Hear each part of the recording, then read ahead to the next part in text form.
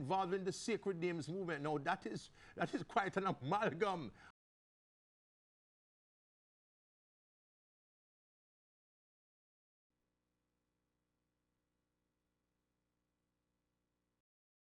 Thanks for joining us for Religious Hard Talk. I am Ian Boyne. 3 former Christian fundamentalists, now Muslims, tell their stories on Religious Hard Talk. These 3 adherents of Islam tell us why they turn their backs on the Christian church, why they find Christianity inadequate, why Christianity could not answer their pressing and persistent questions.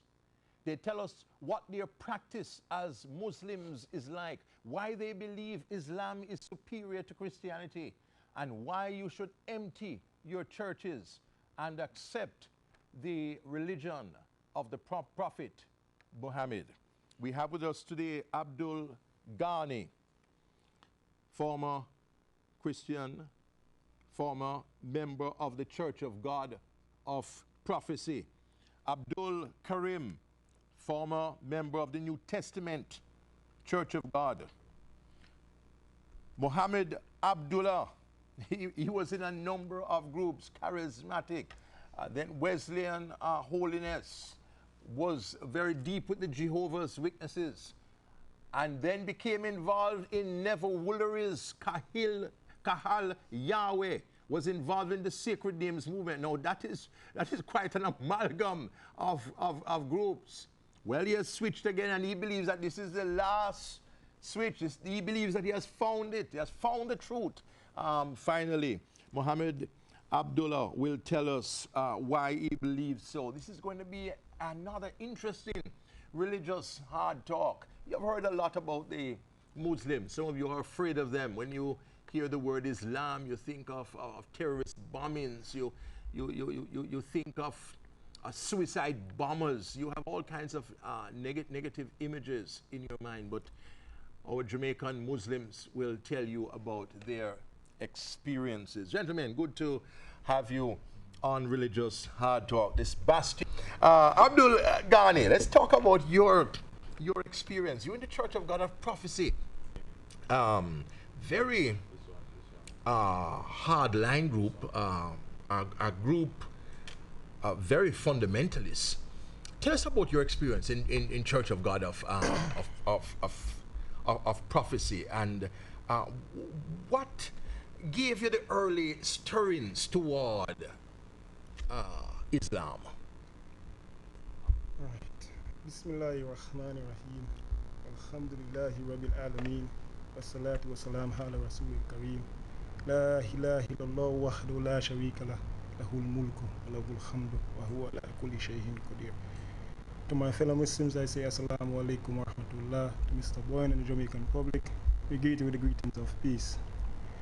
Well, I had a strong, very strong Christian background and Christian connection. At some level of God consciousness, it had reached a stage where I decided I want to grow more spiritually. So I want to take this step in terms of to be a born-again Christian. Yes. So I visited my church and I talked to my pastor and told the pastor exactly my intentions. Pastor said, okay, can work with that. So I left.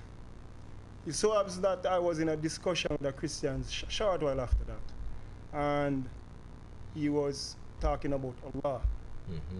So I find a stranger Christian talking to me about Allah. Based on my Christian background, I never really wanted any of that, because according to Christianity, everything is false otherwise than Christianity. True. So I said, no, I'm not in this false God thing. Him said, no, Allah is not really a false God. So what do you mean by that? So Allah is the God for the Muslims. Okay. So that kind of spirits something in me. Yes. Stirs something, Yes. because basically I was saying, maybe there's things out there that I don't know before I make this step. I need to do an investigation. So there was some level of reluctance in order to go along with the investigation. But I said I don't have anything to lose. Yes. So I started my investigation. The first thing I found out was that you have Christians living in Muslim countries, and they use the Bible, and they called God Allah.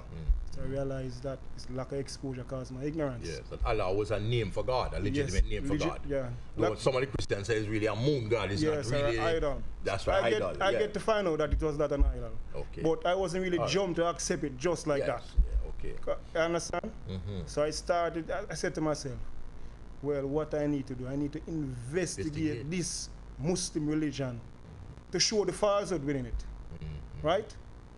So I look at the core of the religion in terms of what you have to believe in order to become a Muslim. So where did you find the source of information? Or how did you go about your research, your investigation? But it's so you went to the mosque or you went to the library or what? It so happens that at my workplace there was a Muslim. Okay. And I decided I want to speak with him and yeah. get some materials and ask him. Right?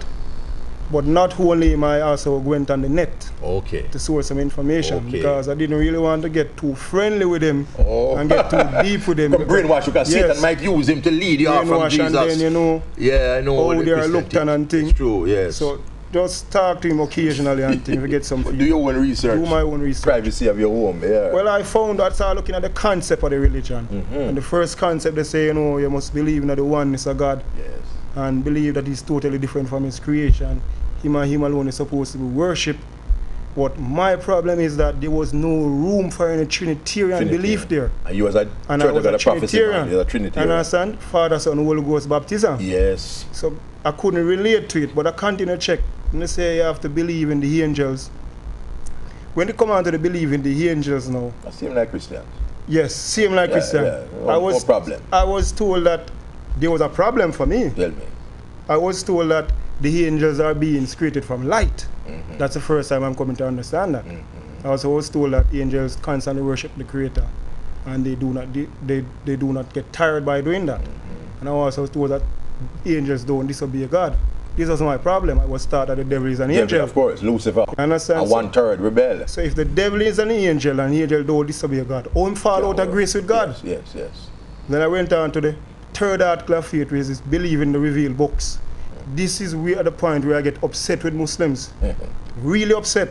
Because they were telling me that you have to believe in the book that Moses get, that Jesus get, that David get. But you have to believe in them in the original form. I understand, and I relate to it in terms of Moses' book being the Old Testament, Jesus' book being New Testament, and David's book, the Psalms. But they said, no, I can't believe it like that based on the Bible because the Bible is a corrupted text. So I said, when I come back to that, that's one of the well-known beliefs of Muslims, that the Bible is corrupt. In fact, the Muslims are famous for quoting the alleged contradictions in the Bible. Today we are talking to 3 former Christian fundamentalists who are now Muslims. They tell their stories as to why they left the church, rejected Christianity, and are now espousing Islam. 3 former Christians, now Muslims, tell their stories. They tell us why they rejected Christianity and why they see Islam as the only true religion, the religion that Allah is using to bring truth to mankind. Abdul Ghani had begun to tell his story. So you came now to the revealed books, and you heard about, in addition to those books of Moses, New Testament, you also learned about the Quran. That's when I asked the question. When I asked the question. If my text is a corrupted text, and these books, these revealed books, are all lost according to the Muslim, what am I supposed to use as my guide? So I'm supposed to use the Quran. So I realized that this is where the deception is. You understand? This is trickery. You discredit my book, but at the same time you push through your one. So when I reached the next article of faith, it was even worse. To believe in all of the prophets. Every one of them, for the first of them to the last of them. The first one is Adam being the first one and the first prophet. Come along to Noah, Abraham, you could accept all them there. Jonah, Moses, Jacob. I could accept all of them. As a Christians, you could accept all that. When we reach Jesus now, I believe in that Jesus as God and the Son of God. Yes, not as a prophet. Yes. Not as a prophet. So they value your God, right? Yes, so Jesus is a prophet.